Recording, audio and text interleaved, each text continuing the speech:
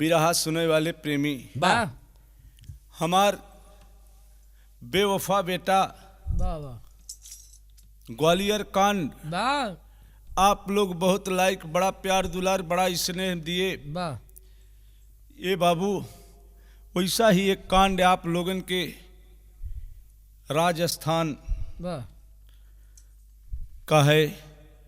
हमें आशा नहीं विश्वास बा लोग बेटवा बिटिया पढ़ावत है बड़ा आस लगावत है मास्टर साहब वाह घर बिकाई जाए भले बिकाई जाए वाह खेती बाड़ी सब बिकाई जाए लेकिन बचवा पढ़ लिख के होशियार हो हमारे परिवार का देख रेख करें हमार सेवा करें। वाह बारे जमाना बारे समय हाँ। कोई किसी का नहीं हो रहा है बाबू। जितने शिक्षा बढ़ता उतना ही करप्शन बढ़ता। वाह करप्शन मतलब अंग्रेजी शब्द बोलिए का मतलब भ्रष्टाचार। खैर तो आवे मुन्ना एक दर्दनाक की तो वह बिरहा के आप लोग सुनबे करेजा जरूर पसीज जाए वाह आँख से आंसू आवे या न आवे ई जरूर कहबे बाबू। हाय रे जमाना हाय रे समय वाह आवे वाले समय में लोग बिरहा एक धरोहर थी दोस्त। वाह अब तो बिरहा के तमाम जगह कहते हैं कि हमारे फिल्मी दुनिया बिरहा के धरती के गीत के फिल्म वाले उठाए ले गए हैं। वाह हमार दावा बा जितनी गीत बनी वो हमारे माटी के गीत या उसको उठा ले गए फिल्मी दुनिया वाले नकल करके। खैर जाए दे आओ बच्चा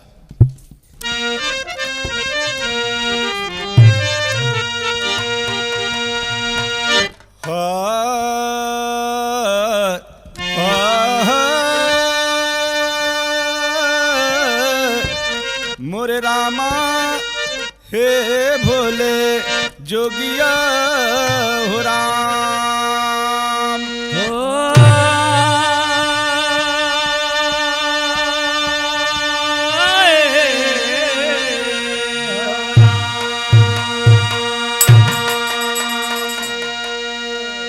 राजस्थान का कांड है बाबू।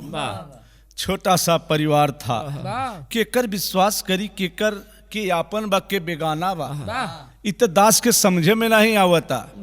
कहना बा दो लाइन सह रहे लाला बड़े भाई स्वार्थ के चक्कर में सारा जगत बा बिगड़े पर आज बन जातिन बेगाना दूसरे के दुख दर्द में जे हो शामिल करैना जो नहीं पे सारा जबाना समर्पण किया जे करे ऊपर जिंदगिया बना बेवफाया जे कीमत न जाना।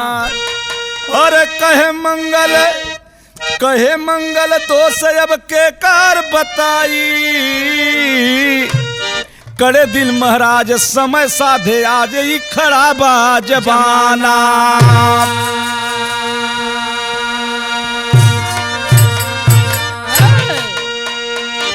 के कर दोष मानी हम तो कहबे जबाना का दोष बा। बड़का भैया विचार करना एक लाइन कव्वाली के टुकड़ा बा मास्टर साहब।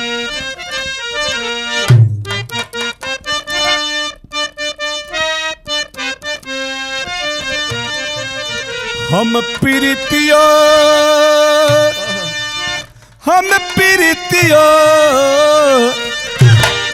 प्रीतियो करतियो न जनली मोर जीवा जवान होई गवा। हम प्रीतियो करतियो न जनली जिंदगी जवान होई गवा। हम प्रीतिया करतिया न जनली जिंदगी जवान होई गवा। बड़े भाई लेकिन गीत से अच्छी मास्टर साहब एक एक लाइन कवि जी ने लिखा। हम त पेड़वा हो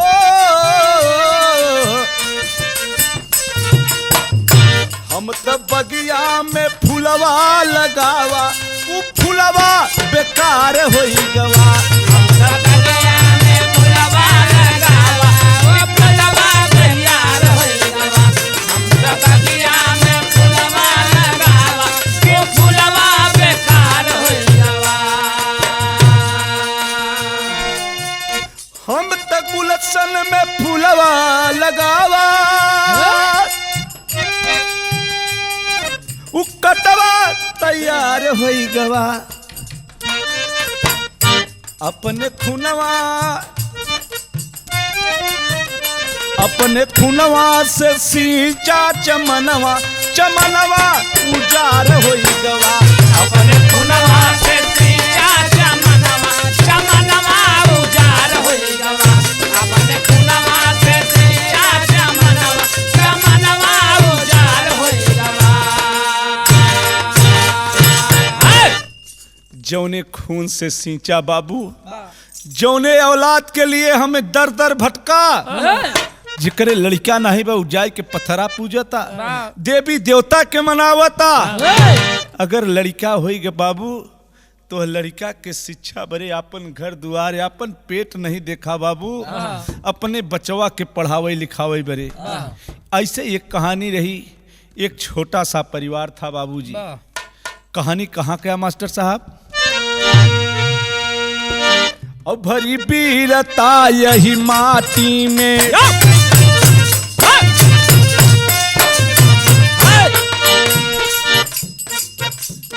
भरी वीरता यह माटी में रंग रंगीला राजस्थान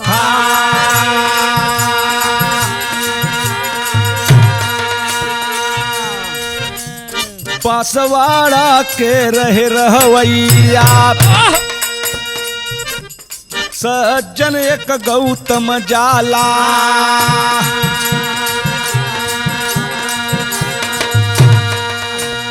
शादी कई के दुल्हन लाए पूनम जस पूनम का चाँद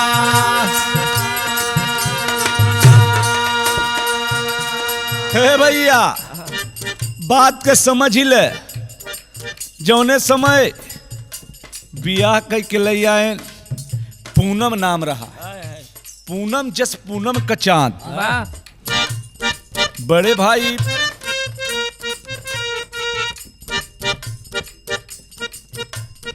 एक लड़ी का अरे पे कटी फूल खिला दुल्हन क्या दुल्हन छोड़ी सकल जहां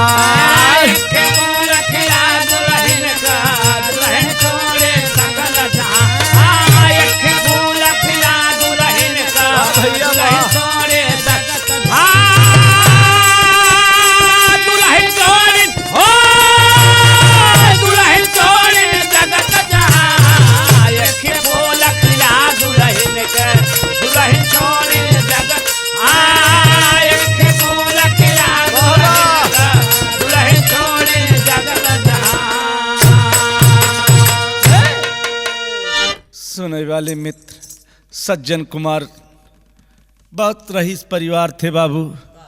उनकर बियाह करके पहल की दुल्हन एक लड़का पैदा भा और जब लड़का पैदा भा तो वो औरत खत्म हो गई।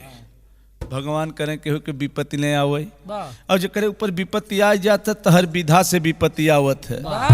विपत्ति के मारा जे हो न जाए मास्टर साहब और लोग समझावे लेकिन कहे काम करते हैं सज्जन अपन दूसरी लड़के छटवार बात दूसरे मेहरारू ले होते कहे भैया ठीक बा आप सब कहते हैं तो ले आइले दूसरे मेहरारू दूसरे औरत का विचार बनवे लेकिन बियाह की तैयारी करते हैं। और लड़का जौन छोटका लड़का बा जौन पहल की औरत का ओकर नाम राजू बा बड़ा होनहार बच्चा बा। बिरहा में एक लाइन गीत लग गई मास्टर साहब।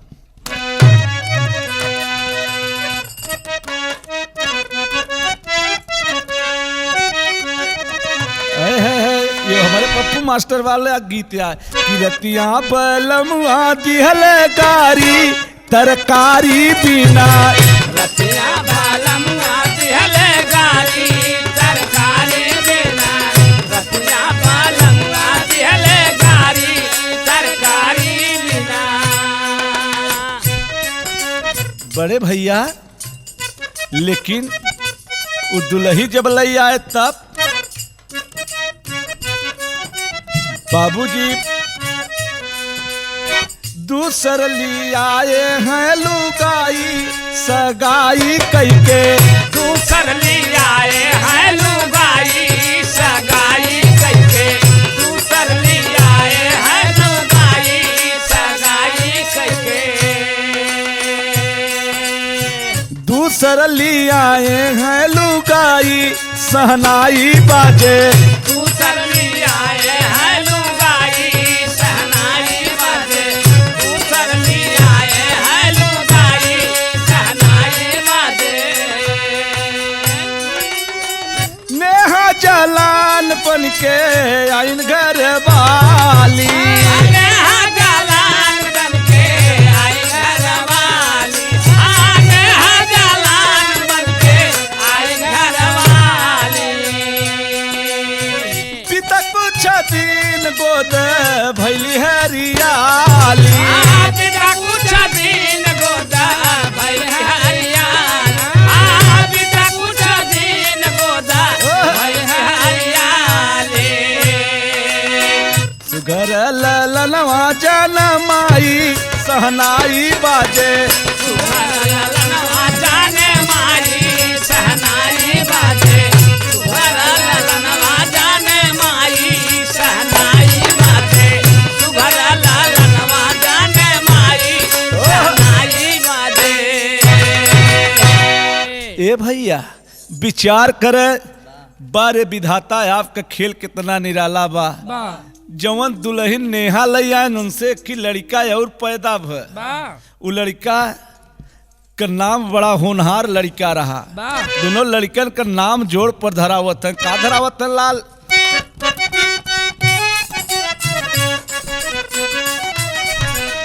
राजू राजेश तू ना खेले का साथावा हो।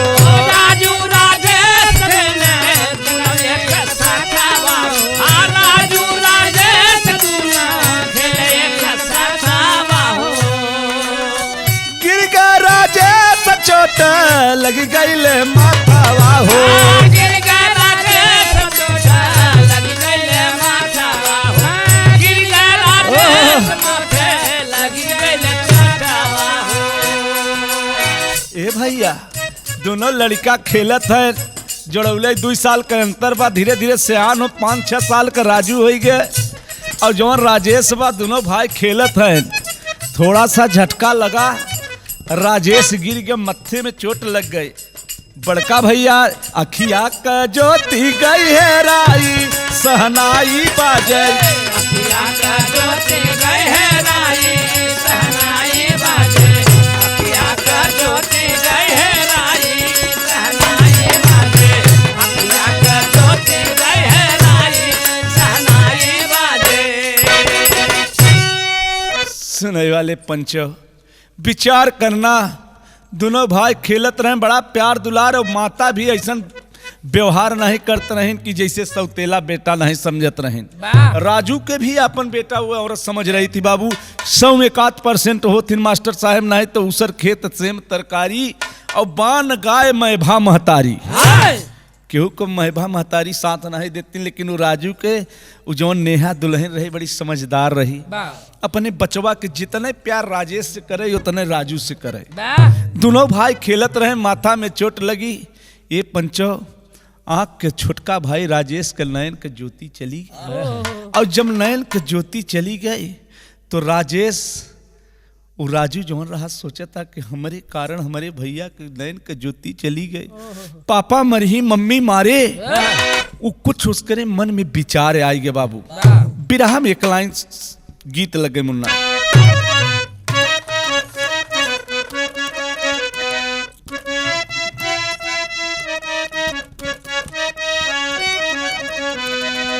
बड़का भैया अरे कवन मगरूरी में अरे भूला नहारी नमावा ये सुगना।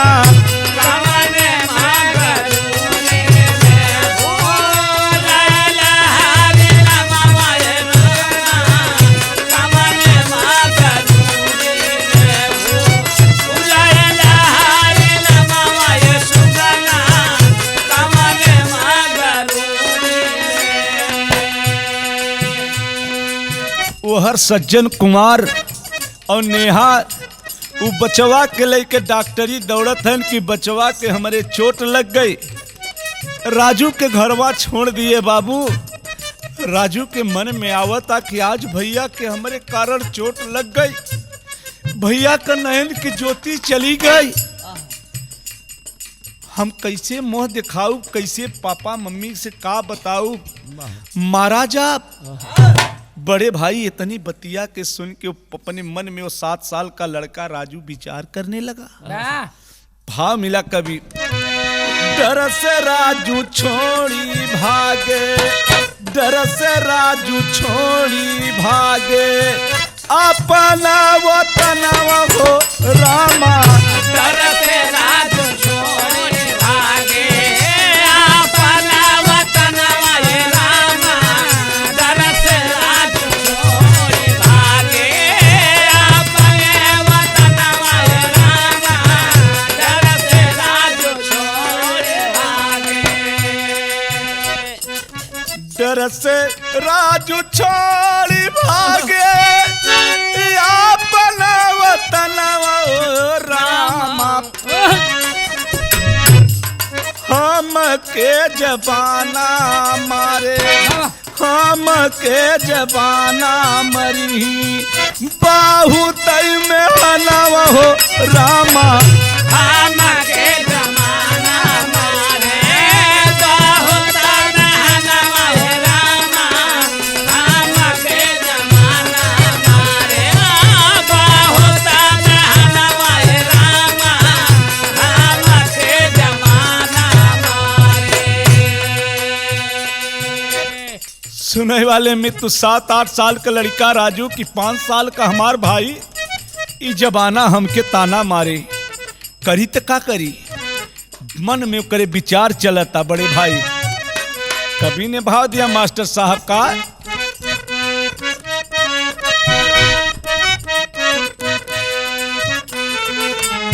डॉक्टर कहे कि दूसर दई दे तई रोशनिया। डॉक्टर कहे के दोसर दई दे रोशनिया। डॉक्टर कहे के दोसर दई दे रोशनिया। जब डॉक्टर साहब के पास पहुंचे, हे साहब, डॉक्टर साहब मेरे लाल को चोट लग गई साहब, मेरा बेटा कुछ दिखाई नहीं पड़ रहा है, नेहा रोवता।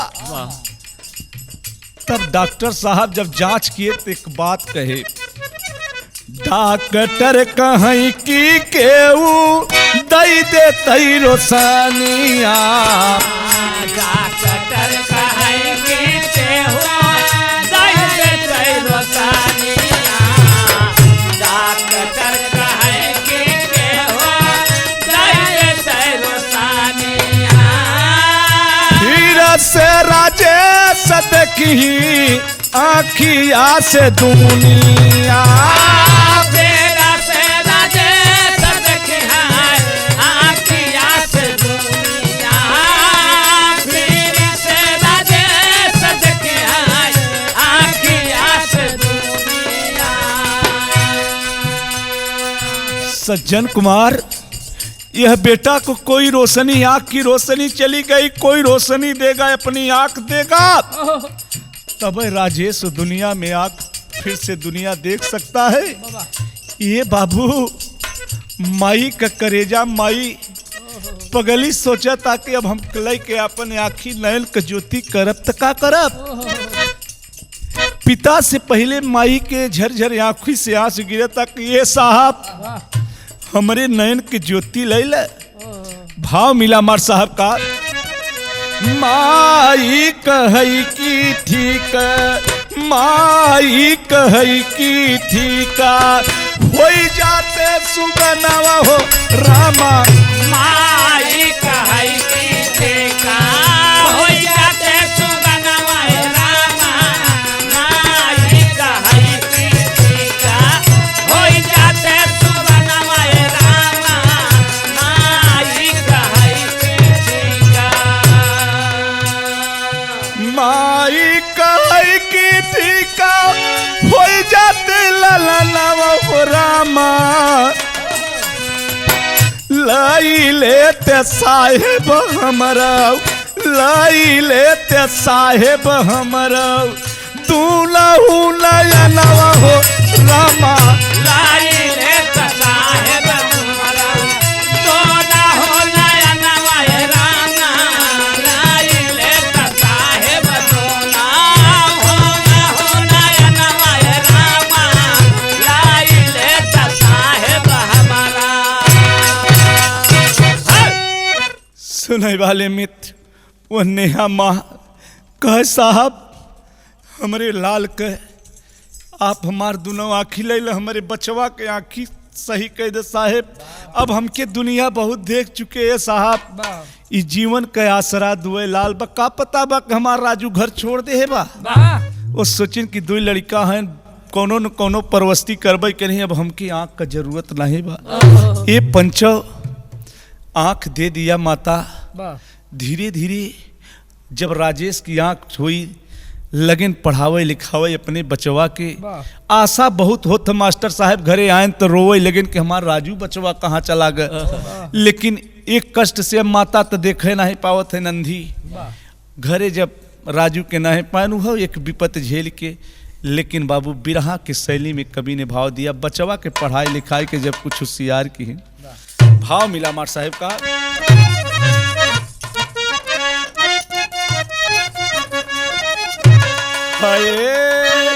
अरे दिवाली दिल में दर्द भर दिया ए बाबू दिवाली दिल में दर्द भर दिया।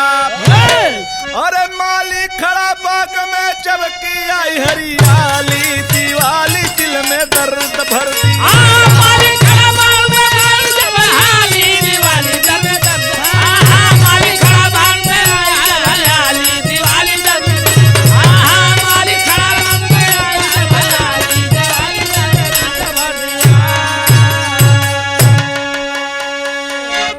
मात पिता के आंख देहे के बाद भी दिवाली जैसे आई गई ठीक बा हमार बचवा खुशी रहे। लेकिन हाय रे समय हाय रे जमाना गीत का काई दोस्त आंख में आंसू भरी आवत है कि इतना निकम्मा समाज इतना निकम्मा इस शिक्षा हो गई बा कि पढ़े लिखे लोग इतनी कुर्बानी माँ बाप दे दिए बाबू।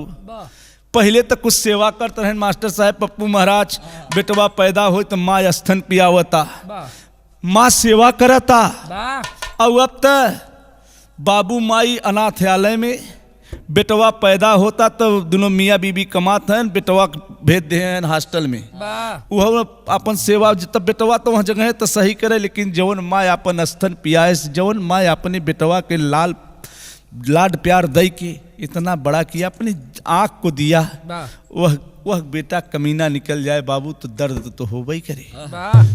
जब सज्जन कुमार और नेहा बचवा राजू तो भाग्य राजेश के पढ़ावत लिखावत हैं बड़का भैया भाव मिला। और एक लड़का जब रहा घरे में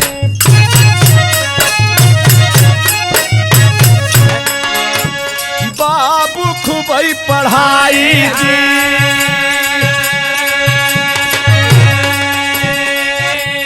डॉक्टर की डिग्री पाई गई ले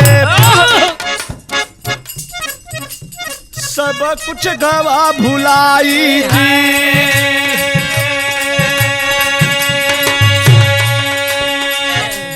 शहर बम्बई में मोर मितवा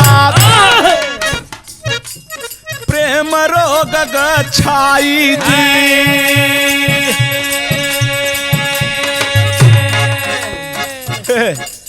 बारे जबाना धिक्कार ऐसे जबाना के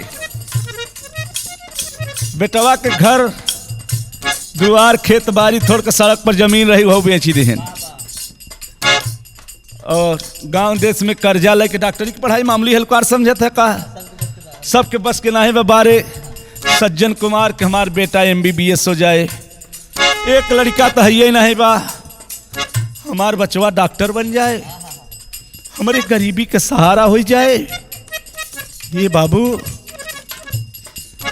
राजेश के पढ़ावे लिखावे लगे, पढ़ने में अच्छा था, लड़का अच्छा रहा पढ़ाई में, पढ़ लिख के जब होशियार भ MBBS डॉक्टर भ तब शहर बम्बई में मोरे भैया प्रेम रोग छाई जी।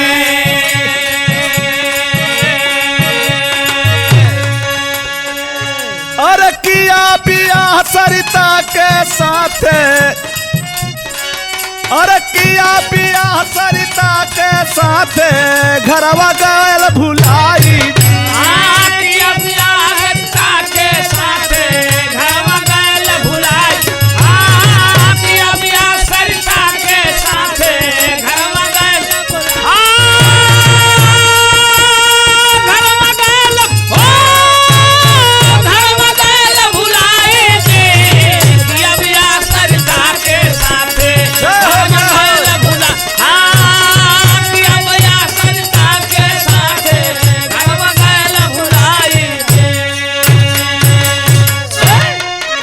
सुनने वाले मित्र, पैसा जब भर रहा तब भर भेजत चला गए। 4 साल 5 साल का कोर्स रहा, पैसा खुले गांव देश में अगल बगल गहन फहन धई के सब पैसा भेज दे, घरे दुआरे कुछ न नरी महतारी न पेट भर संझा भोजन मिलता। ये बरे कुछ रहा ना जकरे मंगाऊ जाए तो पैसा इतना धई भरा है, इतना ब्याज बढ़त रहा। हाँ धीराज हमार बचवा अब तो डॉक्टर हो गवा बा, पैसा भेजे माई धीरे धीरे बाबू जवन जवाब आवत रहा। ये पंचो बारे गद्दार कमीना औलाद, जब वह प्रेम प्रसंग में फंस के सरिता से शादी कर लिया और सरिता से शादी करके एक भी फोन न किया, न चिट्ठी पत्री, कोई बात नहीं करता। एक दिन अनहरी महतारी अपने स्वामी सज्जन कुमार से कहा था, स्वामी बचवा के बात काया कि जो न फोन करता न बात करता, साल भर एक दिन हो, ये कैसे लेन देन हो। बिरहा में एक लाइन गीत लग गया लाल का,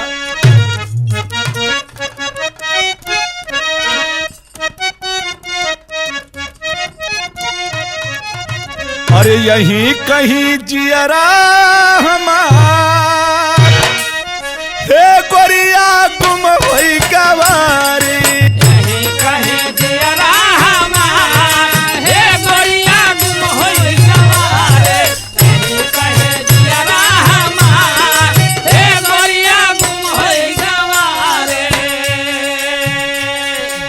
हे बाबू माई पगली, दोस्त गीत का गाई पंचो, बारे मेरा हिंदुस्तान, माई पगली रोवता, माई रोवई रहिया निहार, माता रोवई नरिया निहार, बबुआ नया रे खबरिया, माई रोवई रहिया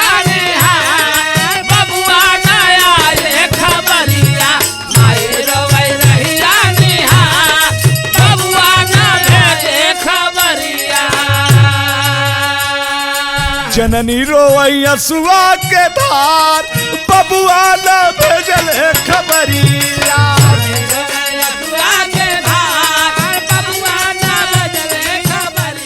अनहरी महतारी रोवता, रास्ता पे चारपाई पे बैठी बा, स्वामी बचवा का फोन आए रहा।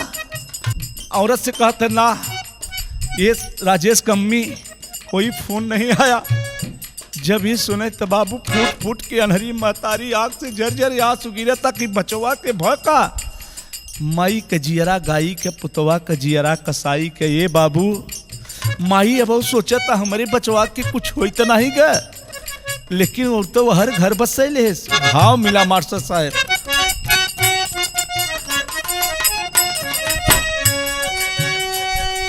गिरबी मकान सके नाही छोड़ाई, मकान रखे नाही छोड़ाई, मकान रखे नाही छोड़ाई।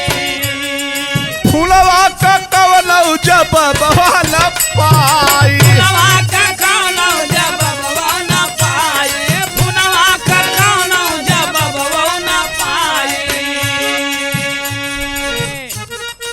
छूटी गवा घरवा दुआर,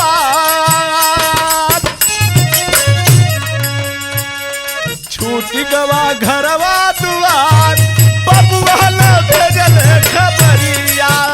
गले घरवा दुआर, बबुआ ना भेजले खबरिया। गले घरवा दुआर, बबुआ ना भेजले खबरिया। हे पंचो, माई जौन घर गिरवी धरे रही, किराएदार जौन पैसा ले रहे सब बहरे निकाल के सामान फेंक ही दे, और फेंके न का करे, इंतजार का समय होता है बाबूजी। अब सोचिए, रोए लगी, विचार करता कि एक दिना के राजेश के पिताजी चला चली जहाँ बचवा के सुनत है हमारा राजेश डॉक्टर बाबा क्यों आदमी बताया, चले आवत चली। राजेश काहे नाराज बा?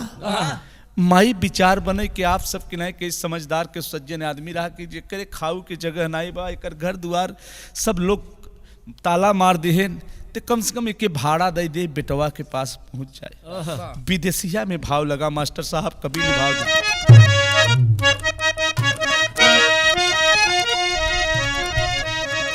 आए अरे पथवा लगा वही आए बम्बई शहरिया में, अरे देख के जुड़ाना माई बाबूजी का छतिया।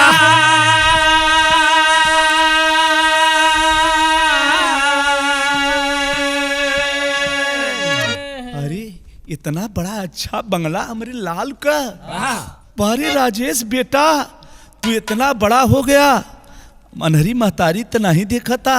नौकर चाकर पूछत है कहीं कहाँ से आ रहे हो।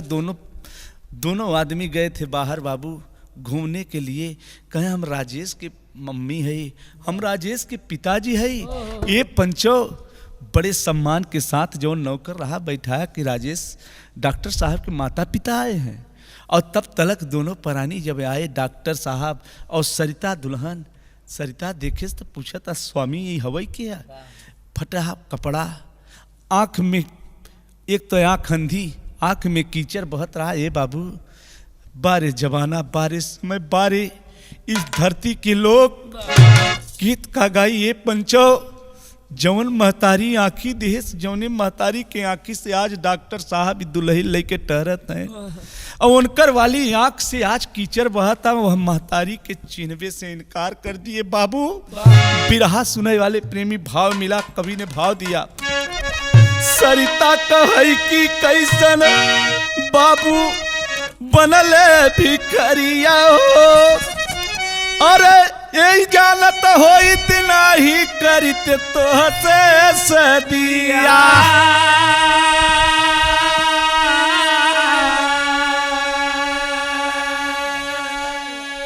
कहीं तोहार नौकर कहे आपका पिताजी आए हैं, कहीं तोहार पिता हैं, इनके हम जानत हो तोहार पिता हैं, तुम तो से साधन करी तब जबकि अब पहुंचा नहीं है बाबूजी। और डाटी के भगावई राजेश तब दुअरियासी, अरे लाही पाही चलत बाटी तोहरी सूरतिया। लाही पाही चलत बाटी तोहरी सूरतिया, लाही पाही चलत बाटी तोहरी सूरतिया। दिनवा का भूखा यौ पियासा दूनो प्राणी रहे, रोवता रोवता चाली भैले वही रहिया। रोवता रोवता चाली भैले वही रहिया, रोवता रोवता चाली भैले वही रहिया, रोवता रोवता चाली भैले वही रहिया, रोवता रोवता चाली भैले वही रहिया, रोवता रोवता चाली भैले वही रहिया, रोवता रोवता चाली भैले वही रहिया। जिस समय अपने बाबू जब हाथा ग्राउंड में उतरे, नौकर बोला साहब आपके पिताजी आए हैं। सरिता दुल्हन देखी कि आपके माता पिता हैं, इतने गंदे हैं। बोला डॉक्टर राजेश बोला नहीं हमारे माता पिता नहीं है। वाह ये बाबू इनकार कर दिया, कोई भिखारी घर से निकाल दिए। बारे जबाना वाह बारे समाज, 3 दिना के खाए पिए। माई कुछ कहा चाहत रही कि बचवा राजेश हमके भूल गए बेटा, लेकिन पिता सज्जन लाल हाथ के पकड़ के ये बाबू लेकर चल दिए और लेकर स्टेशन पे आए। बारे समय गीत का गाई दोस्त आंख में आंसू भरी आए। भाव मिला तो देखा विधि का ऐसन खेल, देखा विधि का ऐसन खेल, अब गाड़ी पकड़े जाके जब बंबई में के सहारा नहीं बा तब बिना टिकट के गाड़ी पकड़ लिए। पहुंचे कहाँ? अरे पटना पहुंच गए घरे बाबा दरी काली दिवाली दिल में दर्द भर दी।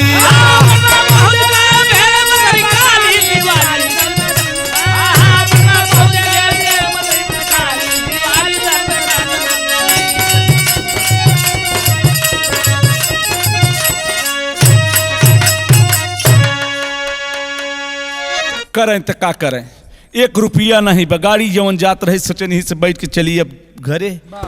अब आँखी नहीं दिखाता। सज्जन लाल जो पिता रहे राजेश का, उनका मतलब उनके जरा भी सदमा में आ गए थे बाबू। अब आवे न का करें, जेकर लड़का एक लड़का भगाई गए, एक लड़का कितनी बड़ी मेहनत से पढ़ाए और वो लड़का हाथे नहीं आए, पहचान से इनकार कर दिया। घूमत टहरत पहुंच गए अपने स्टेशन का सुधिना है, चला गए ने पटना। बारे विधाता लड़का वो राजू 15 बरिस का जो मतलब जवान हो गया था, उसकी दुकान चाय बेच रहा था बचपन से। अब धीरे धीरे राजू से आन हो गया बाबा। राजू के मन में आए बड़ी बड़ी दाढ़ी देख के कि वो पहचान नहीं पावत, लेकिन इतना मन में एक जिज्ञासा जागा था कि ये बुढ़े और बुढ़िया ये कैसी अंधी अंधा यहाँ सुबह से बैठे हैं, शाम हो गया, बात काया। सुनने वाले मित्र आल्हा में प्रमाण बा मार साहब का।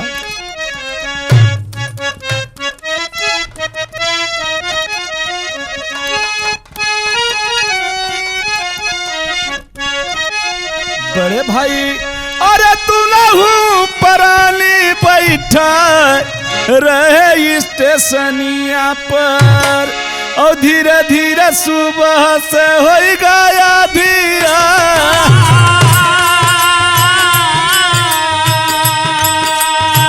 धीरे धीरे सुबह से हो गया धीरा। और चाय वाला लइके चाय का घूमत बाके तलिया, अब पूछे लगा बाबू कहाँ घरवा दुआ। पूछे लगा बाबू कहाँ घरवा दुआ। कहाँ घर या कहाँ दुआर या बाबू, आप दिन भरे से बैठा है, दिन भर से बैठा बाट तू एक जगहिया। अरे पटना में केहू बाट सगा हो तो। पटना में केहू बाट सगा हो तो।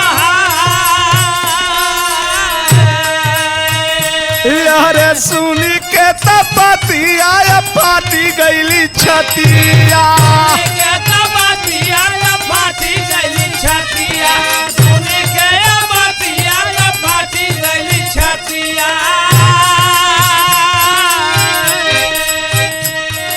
बाबू वही सज्जन कुमार, वह चाय वाला बच्चा जो केतली लेकर घूम रहा था, पहुंच गए।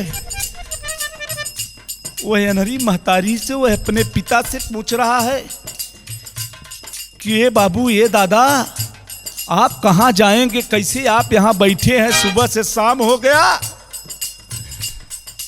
सज्जन कुमार और नेहा माँ को आंख में आंसू भर गया। बेटा रो रो के पूरी बात बतावे लगी कि ये बेटा हमार बचवा हमरा जब स्थान डिड़वाड़ा के रहे वाला है बचवा, तब थोड़ा सा उसके दिल में जगह बनी कि हमार घरवा तो ही रहा राजस्थान। तब बाबूजी कहे हमारे दो लड़का रहे, एक राजू एक राजेश। अरे बाप रे बाप, इतनी बतिया कि सुनते राजू भोकार छोड़ के रोए लगा कि अरे पापा आपका वही अभागा बेटा मैं राजू हूँ। सुने वाले पंचो अनहरी महतारी और सज्जन कुमार बेटवा के लगाए के रोए लगे बाबू।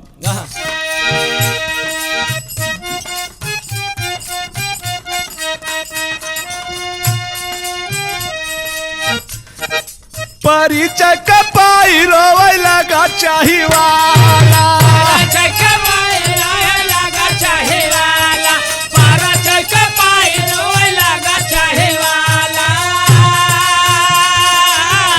अरे हम ही भागा राजू बेटावा तोहार।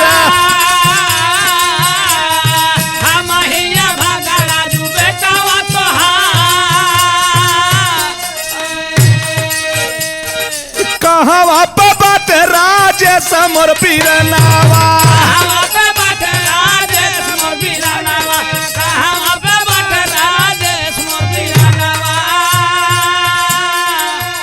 अरे पुटरी नजरिया के कहा तू बिचार,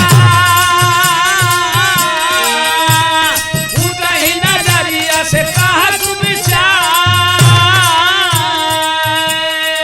हे माई हमार छोटका भाई राजेश कहाँ बा कैसे बा? और माई तोरे आँखी के ज्योति कैसे चली गई माई? कहे ये बेटा जौनी समय राजू तो घर छोड़ के चला आया बेटा, तेरे भाई राजेश की आँख चली गई थी। कहे यहाँ तक जानी तो माँ, कहे जब आँख चली गई तो डॉक्टर बोला कि किसी को आँख चाहिए, हमें अपन दोनों नैल के ज्योति दे दिया बेटा। कहे भाई बा कहाँ? वो अम्मा रो रो के कह रहे हैं बाबू, रोई रोई माई तब बताव सब हालिया, रोई माई तब बताव सब हालिया, रोई रोई माई तब बताव सब हालिया। यार दिलावा में दुख बाबू हो गया पार, दिलावा में दुख बाबू हो गया पार। हे माँ आपका बेटा मैं भी हूँ, राजेश को ऐसे नहीं करे चाहत रहा माँ, जो हुआ सो अच्छा हुआ या बुरा हुआ तो हर राजू बेटा मिल गया भाई माँ, चल के हमारे घरे पर रहा, पास में रोड के पास वह एक झोपड़ी लिए रहा। धीरे धीरे चाय के कमाई से पप्पू महाराज थोड़ा सा कुछ रह जाए ला बनाए दे। महतारी बाप को वो लड़कवा सेवा करत रहा, बारे विधि का विधान। एक दिन सोचे राजू चाय बेचत रहा, माता पिताजी सोचें कि हम बचवा के दुकनिया पर कसने चली स्टेशनिया के पास कुछ मनयान होए। ये पंचो राजू के पास अपने औरत का हाथ पकड़ के सज्जन कुमार सड़क उस पार जात रहे। तब एक घटना और घटी बाबू, बड़े भैया तेजा रफ्तार से तब आवत रही गड़िया,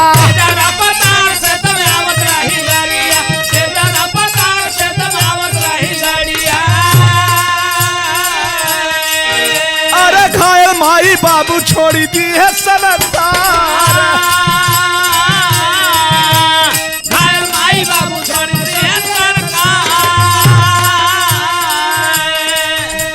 साहेब साहेबाइन बैठे वहीं गड़िया पर, साहेबाइन बैठे वहीं गड़िया पर, साहेबाइन बैठे वहीं गड़िया पर।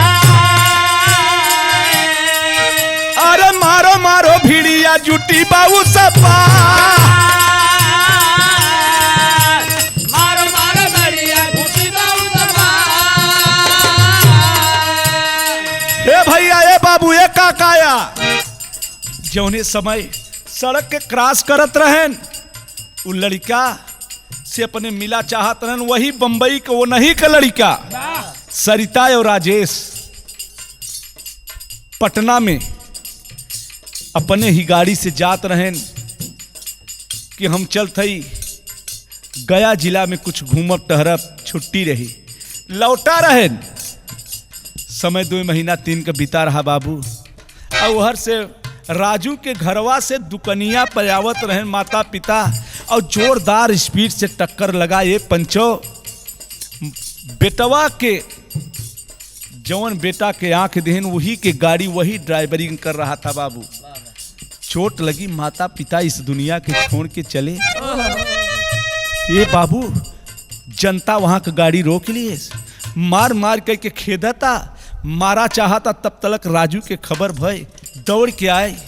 जौने समय घर के छोड़े रहे तो राजू छोटवारे रहे। राजेश के का पता रही, बड़का भैया वही छनवा राजू तब सोचे अपने मनावा।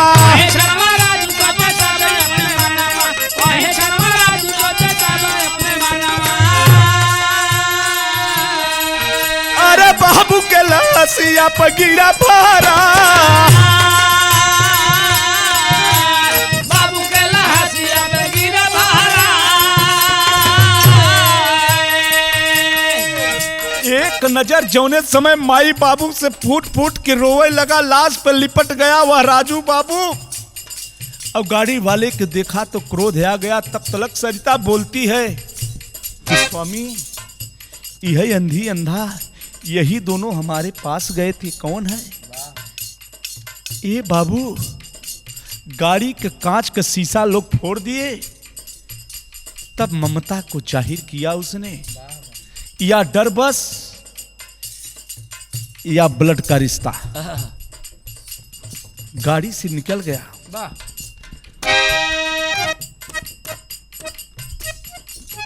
थोड़ी थोड़ी सांस, माता तो मर गई थी। जौने समय आए पिता की सांस थोड़ी थोड़ी चल रही थी। बात राजू से कुछ करना चाह रहे थे। राजू नजर घुमाए के देखे तो राजेश जौन खेदे रहे, पिता का और राजेश का नजर एक। भाई कहाँ है? अरे डॉक्टर साहब आप कहाँ? हाँ पापा हम।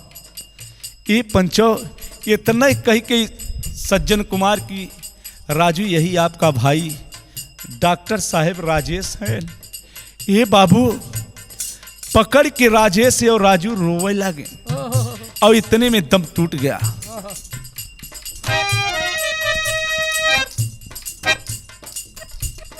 बाबू माई छोड़ चले बापू यही दुनिया, माई छोड़ चले बाबू यह दुनिया, बाबू माई छोड़ चले बाबू यह दुनिया। अरे बाबू माई छोड़ के चली भइले यही दुनिया।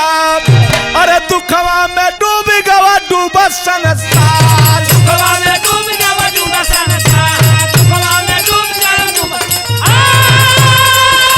दुखवा में डूब गया, दुखवा में डूब गया डूबा संसार, दुखवा में डूब गया डूबा संसार, दुखवा में डूब गया डूबा संसार।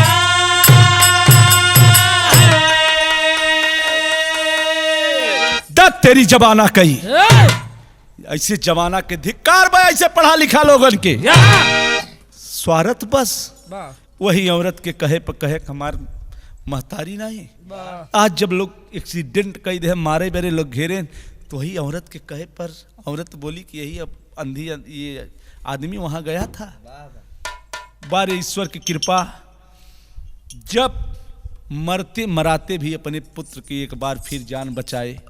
बारे पिता ऐसे गद्दार पुत्र को, लेकिन राजू पकड़ के रोए लगा कि भैया जब माई बाबू तो के इतना बड़ा माने न, हम तक एक ये राजेश हम तो इसलिए छोड़ दिया रे कि दुनिया ताना मारे मेहना मारे कि एक सौतेला भाई था जानकर धकेल दिया।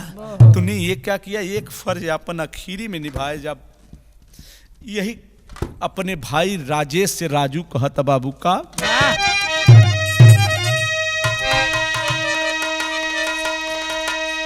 और अंतिम अपन फर्ज अब निभावा बचावा। गज भर माई के कफनवा ओढ़ावा बचावा माई के कफनवा ओढ़ावा बचावा गज भर माई के कफनवा ओढ़ावा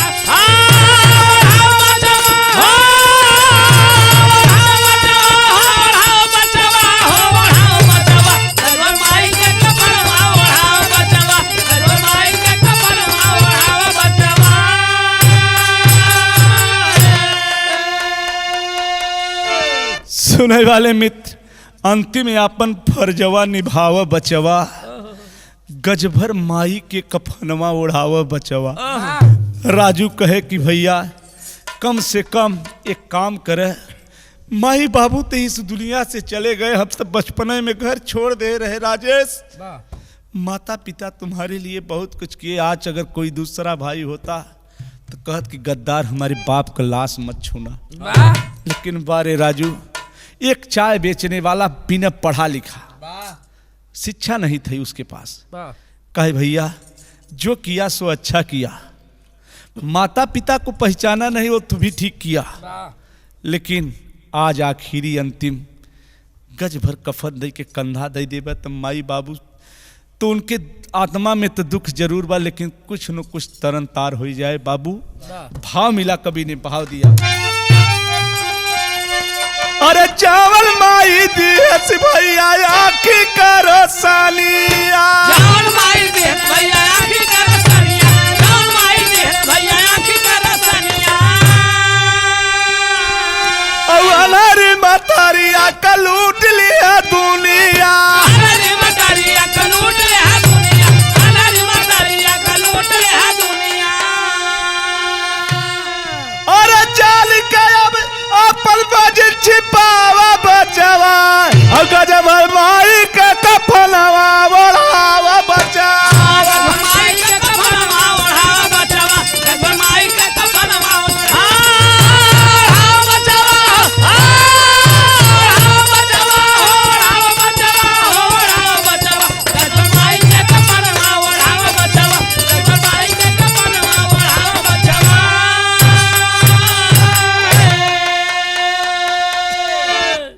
दोनों भाई चल के कन्हिया लगाव बचवा, गज भर माई के कफनवा ओढ़ाव बचवा। हे पंचो, ले गए अंतिम संस्कार किए, राजू क्रियाक्रम किया, लेकिन राजेश वहां रहा नहीं बाबू, जनता से बच गया।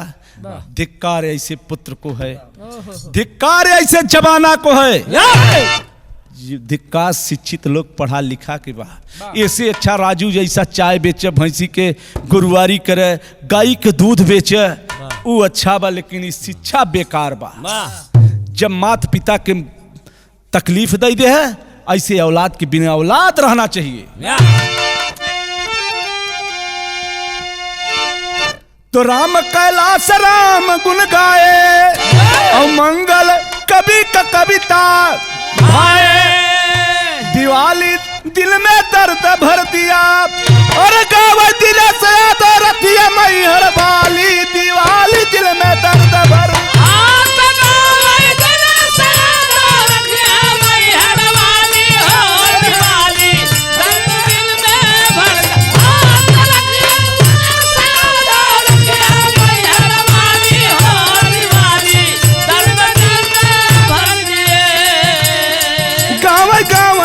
हमारा रामा, गाँव दिन से याद लखिया मैहर वाली हो, दिवाली लर ला ला